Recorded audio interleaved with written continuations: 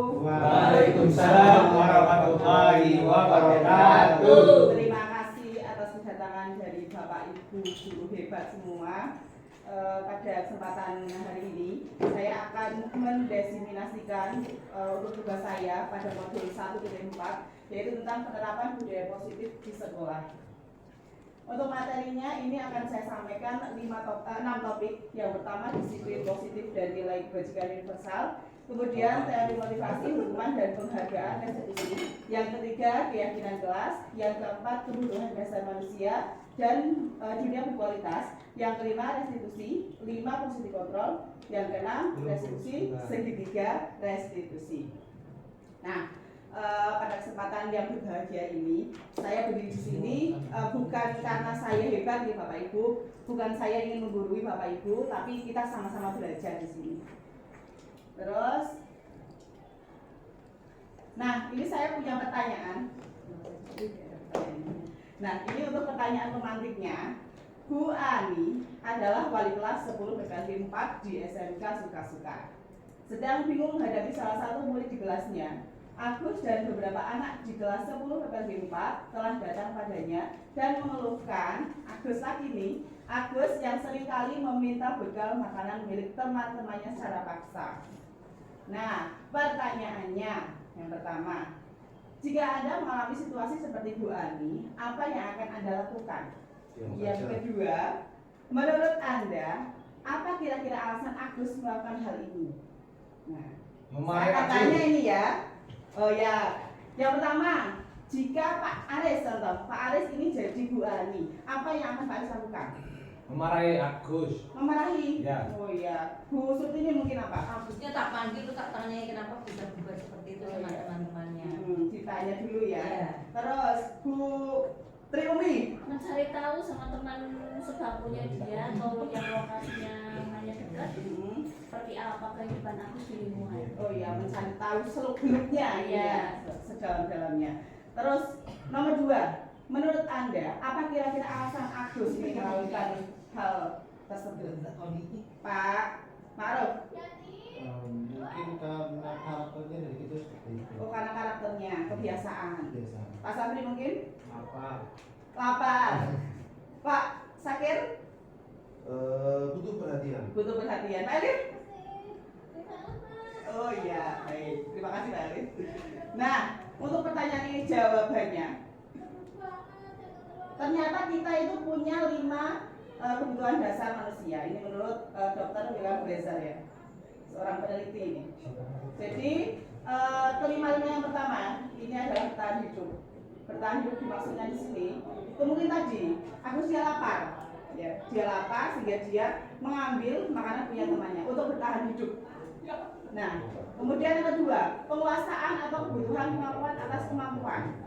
Nah, di sini keinginan untuk dianggap berharga, kemudian kekuatan untuk mencapai sesuatu, diakui atas prestasi dan keterampilan serta didengarkan dan memiliki harga diri.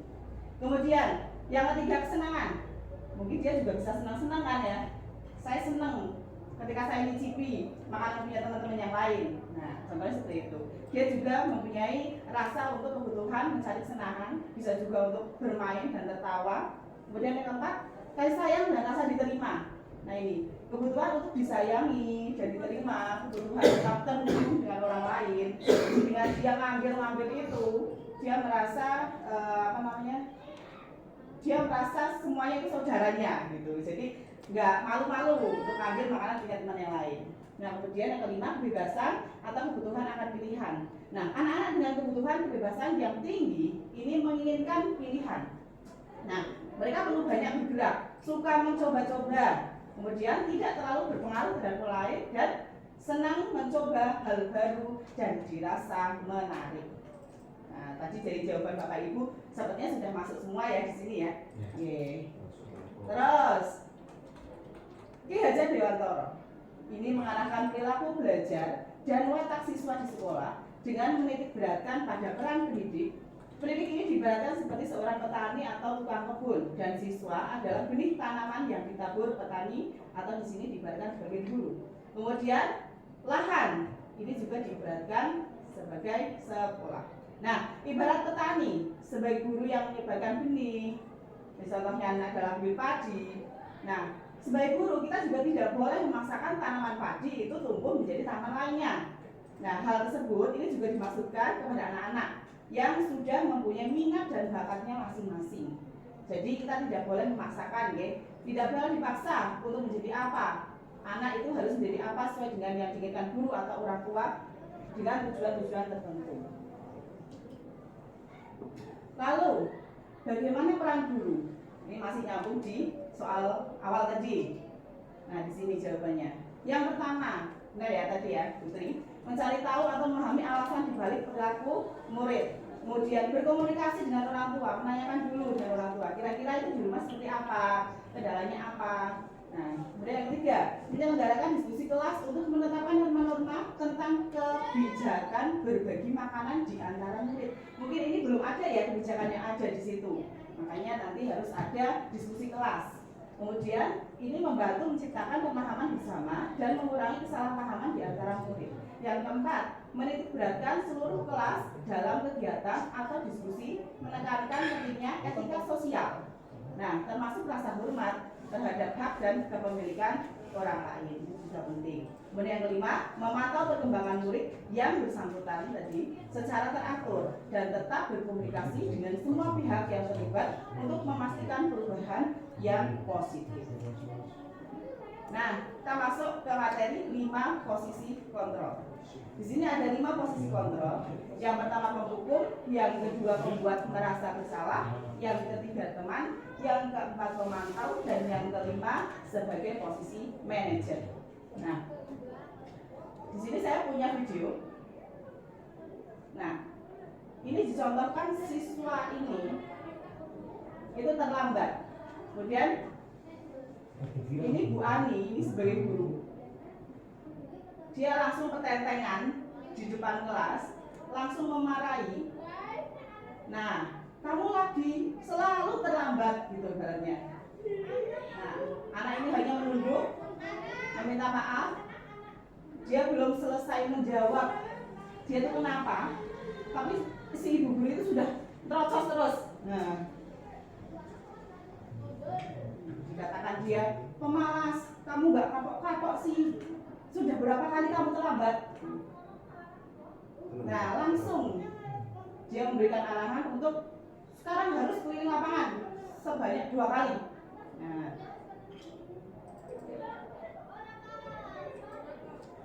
jadi anak ini mau menjawab dia itu kenapa, belum sampai menjawab udah dipotong terus sama ibu gurunya. Nah, tambah lagi, dia memberikan hukuman lagi. Nah, kira-kira ini posisi kontrol apa ya Bapak Ibu? Penghukum. Penghukum ya itu. Hukum ya. Ya. Nah, posisi kontrol penghukum, ciri-cirinya yang pertama berbicara dengan nada tinggi, menghardik, menunjuk-nunjuk, berkacak pinggang, membentak, menyakiti dan menyindir. Kemudian dampak yang didapatkan oleh si anak itu apa kira-kira? Ini murid menjadi pendendam. Ya, dikiranya itu diam, itu dia manut gitu ya. Tapi ternyata dia menyimpan dendam sama guru yang bersangkutan. Kemudian tidak menyukai guru atau mata pelajaran yang diambil. Itu akibatnya seperti itu. Kemudian, nah ini contoh kedua. Si anak datang terlambat. Nah, ini bu gurunya.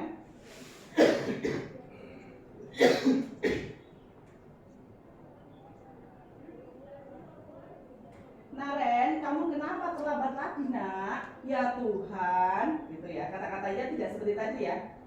Ini agak mendayu-dayu ini. Senang ya bikin ibu bersalah. Nanti ibu disangka tidak bisa bina kamu. Duh, gimana ini?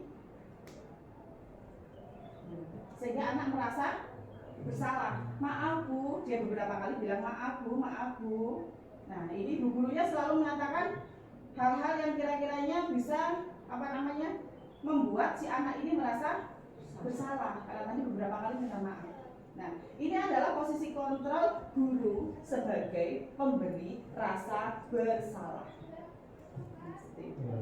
Nah, Nah, membuat rasa bersalah. Yang pertama, suaranya lembut, tenang dia. Kata-katanya menyalahkan murid. Kamu kenapa sih terlambat terus gitu tadi ya. Kemudian guru akan menyatakan hal yang merasa kesalahan ada pada murid dengan membuat guru tersebut seolah-olah menderita. Yang paling menderita guru gue. Nah, dampak posisi pembuat rasa bersalah. Ini yang pertama, membuat murid jelas tadi merasa bersalah ya. Kemudian yang kedua, rendah diri dan menarik diri dari gurunya. Akibatnya seperti ini.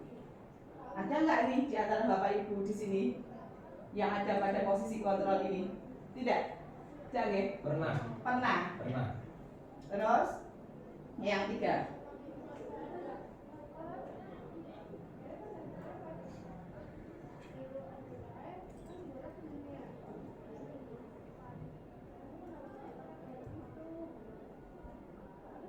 Nah ini, wah sudah jam berapa ini? Terlambat lagi ya sayang, itu kata lebay ya. Terus, nah anak ini menjawab, oh karena saya terlambat itu karena tidak ada yang membangunkan. Nah kamu malah menyalahkan ibu kamu. Nah ini kira-kira posisi apa ini? Sebagai teman itu Pak. Teman ya? Karena tadi bilangnya sayang. Saya berarti teman. Nah kira-kira posisi kontrol sebagai teman ini bagus tidak ini Pak Ibu? Bagus. Bagus. Bagus. Ya. Ini udah ideal belum ini? Nggak tahu saya nggak boleh suara.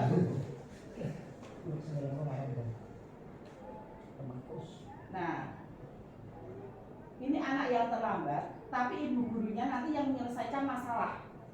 Jadi seolah-olah nanti anak itu tuh ada yang backingi gitu. Nah, itu bagus nggak itu kira-kira? Nggak bagus ya. Berarti ini bukan termasuk posisi kontrol yang optimal ya di sekolah.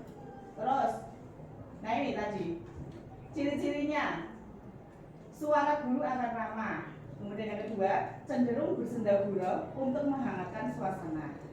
Kemudian dampak posisi teman, yang pertama, murid akan bergantung kepada satu orang.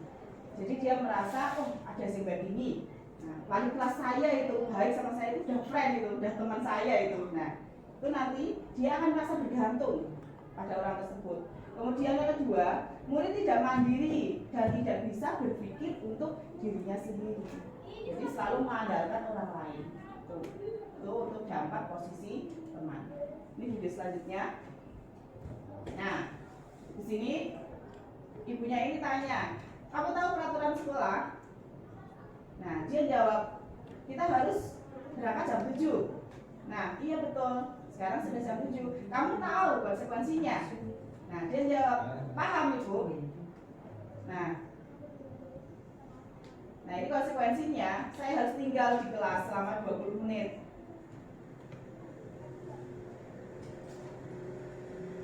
Nah, jadi dia menstabilkan identitas. Nah, dari sini, ini kira-kira posisi kontrol apa ini? Pemantau saja ya, pemantau. Jadi hanya memantau, tapi tidak memberikan apa? Hanya tanya saja ya. Sudah belum sudah? Kamu tahu? Nah, ini kira-kira sudah bagus belum ini kalau kita terapkan di sekolah? Atau mungkin Bapak Ibu ada yang sudah pernah sudah pernah ada dalam posisi kontrol sebagai seorang pemantau? Pernah. Ini sepertinya Pak Aris pernah semua ya? Pernah. Oh iya, baik. Nah, posisi pemantau. Ciri-cirinya yang pertama bersuara datar, tidak emosional, tidak bersenda gurau. Jadi datar gitu ya, dari omongan datar, mukanya datar. Kemudian tercipta identitas positif dan berhasil. Kemudian yang ketiga, pemantau.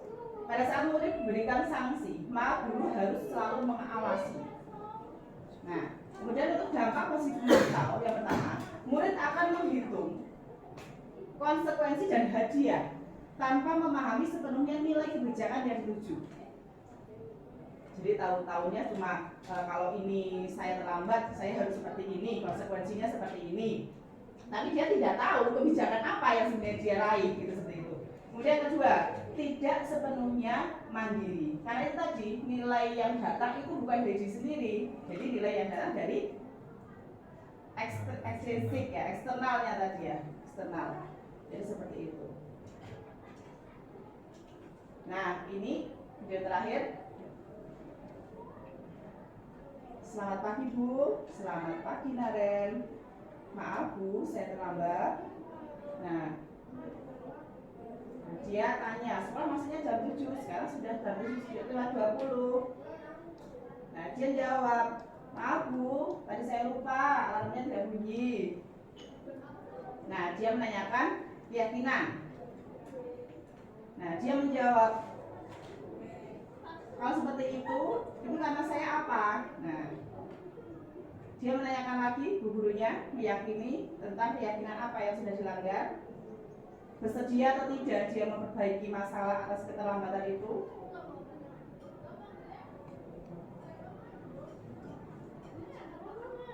Nah, akhirnya dia mendapatkan solusi sendiri dari apa yang sudah dia lakukan, kesalahan apa yang sudah dia lakukan.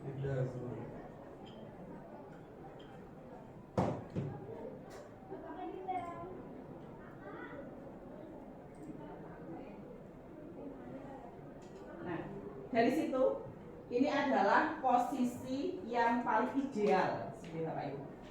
Ya, posisi yang paling ideal itu sebagai posisi manajer. Ciri-cirinya yang pertama, suara netral, tidak emosional, tidak terlalu ramah dan tidak bernada tinggi. Tidak tercipta identitas positif.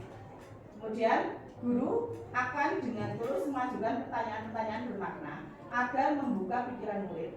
Kemudian guru membimbing murid untuk memecahkan masalahnya sendiri secara mandiri, jadi mendapatkan solusi itu tadi. Kemudian untuk dampak posisi manajer, yang pertama jelas muridnya bisa lebih mandiri karena tadi kesalahannya apa, dia hanya bisa mendapatkan solusi atas permasalahannya sendiri. Kemudian percaya diri dan dapat memecahkan masalah yang dihadapi. Nah, pertanyaannya, apa posisi kontrol yang selama ini Bapak Ibu lakukan kepada peserta didik? Dari kelima itu tadi ya. Coba saya pemantau. Contohnya gimana Pak Aris sebagai pemantau? Jadi tinggal disamakan dengan aturan yang berlaku saja. Oh, karena sudah ada aturan gitu ya. Jadi tidak hanya memantau gitu. Lainnya selama ini mengawasi tidak selama memantau itu? Ya. Oh iya. Jadi mereka akan tahu sendiri aturannya, dia melanggar apa, biar mereka juga menyelesaikan dengan konsekuensinya. Jika terlambat, konsekuensi yang ini silakan dilakukan untuk menyelesaikan masalah seperti ini. Dari situ kira-kira sudah ada nilai intrinsik belum yang muncul dari anak?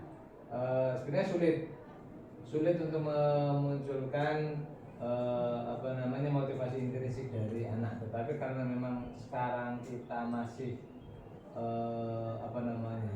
sekolah kita masih menggunakan aturan, ya mau tidak mau kita selama ini juga tidak bisa merubah aturan itu dengan adanya pengetahuan yang baru dari kita sendiri, tetapi karena itu memang aturan sekolah ya kita jalankan.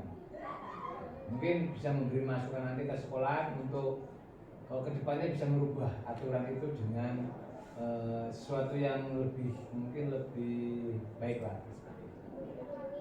Terima kasih jawabannya Pak Aris. Kemudian, nah ini tadi seperti yang saya jelaskan ya tadi, dari kelima itu ada satu posisi ideal. Nah, ini mungkin nanti bisa diterapkan ya di sekolah ini. Nah, ini di posisi manajer, ini guru dapat menerapkan disiplin positif yang berpihak pada murid, yang memerdekakan murid. Kemudian tujuan seorang guru yaitu menciptakan murid-murid yang mandiri, merdeka, dan bertanggung jawab. Nanti kita belajar bersama nih Bapak Ibu, karena saya juga memang belum bisa berada di posisi ideal ini. Nah ini, mari mulai berlatih dan bersemangat. Semangat. Nah, kita masuk materi restitusi. Nah, di sini proses menciptakan posisi bagi siswa untuk memperbaiki kesalahan mereka sehingga mereka bisa kembali pada kelompoknya dengan karakter yang lebih kuat. Restitusi dapat membantu siswa lebih mempunyai tujuan. Nah, disiplin positif dan memperbaiki dirinya ketika berbuat kesalahan. sehingga bertemu win-win solution atau sama-sama menguntungkan. Nah, sehingga murid dan guru menghasilkan hubungan yang baik. Itu adalah restitusi. Nah, di segitiga restitusi ini yang pertama ada menstabilkan identitas. Yang kedua, validasi tindakan yang salah. Dan yang ketiga, menanyakan keyakinan. Di sini ada sebuah contoh kasus, Bapak Ibu. Contohnya, Sabrina ini terlambat ke sekolah dan tidak menggunakan sepatu hitam sesuai peraturan. Bapak Lukman menegurnya dan meminta Sabrina membuka sepatunya karena melanggar peraturan. Meskipun Sabrina meminta maaf dan berjanji tidak mengulangi kesalahannya, Pak Lukman tetap bersikeras. Akhirnya Sabrina harus menjalani hari sekolah tanpa sepatu dan merasa malu seharian. Ini kira-kira di tempat kita masih diberlakukan tidak ini seperti ini? Masih.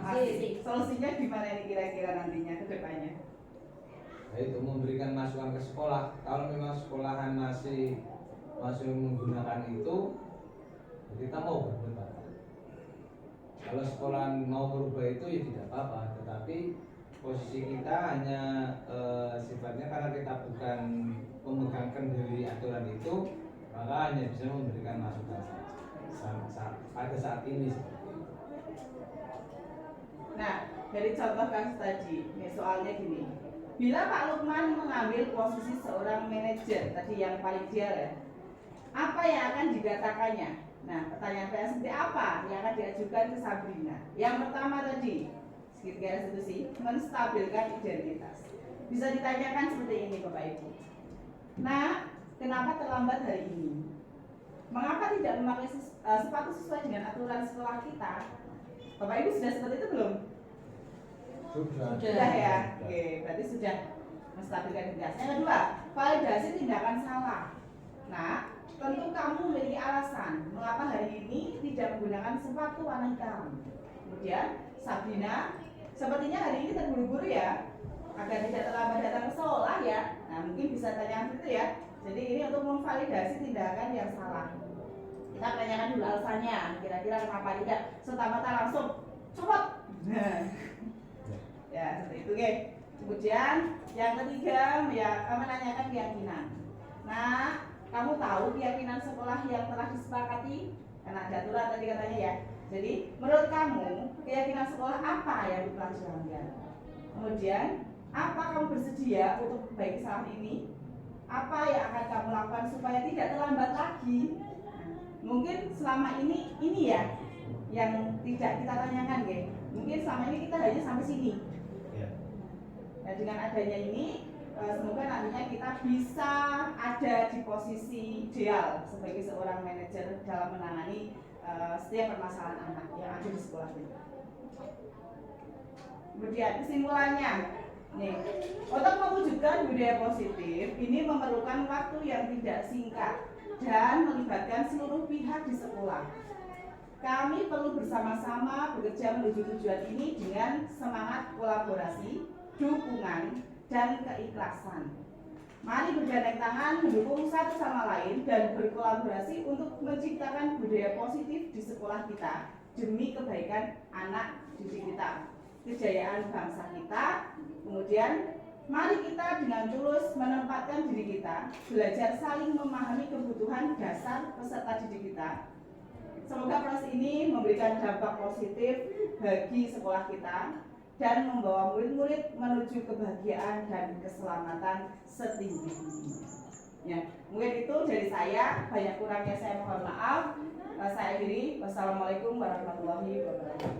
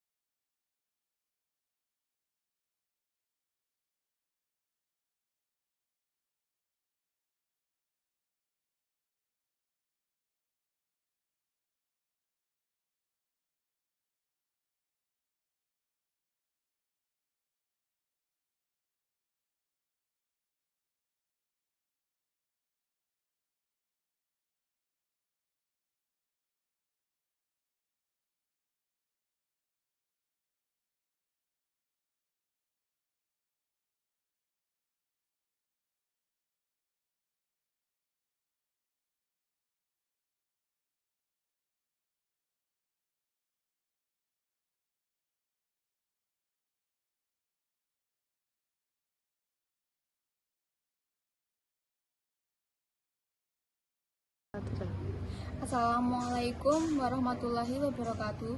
Perkenalkan, nama saya Salsabila Rehanatul Kalbi dari kelas PPLG 3. Menurut pendapat saya, penanganan kasus dengan prosedur seperti yang tadi sudah dijalankan itu sangat fleksibel dan lebih baik dari cara-cara penanganan sebelumnya. Karena dengan kasus seperti tadi, siswa menjadi lebih nyaman dan santai, sehingga mereka bisa lebih berani berbicara mengenai alasan mereka melakukan kesalahan tersebut.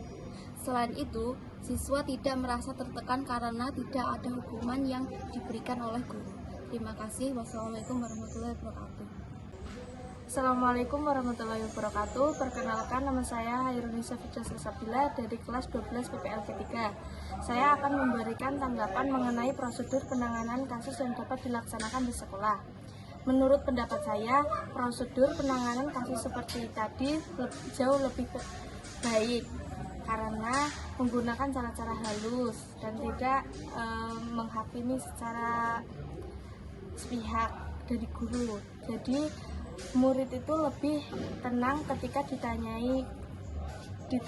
kepada guru kenapa mereka melakukan kesalahan, dan guru serta murid tidak menyebabkan kerenggangan dan tidak memberikan hukuman yang tidak adil menurut murid.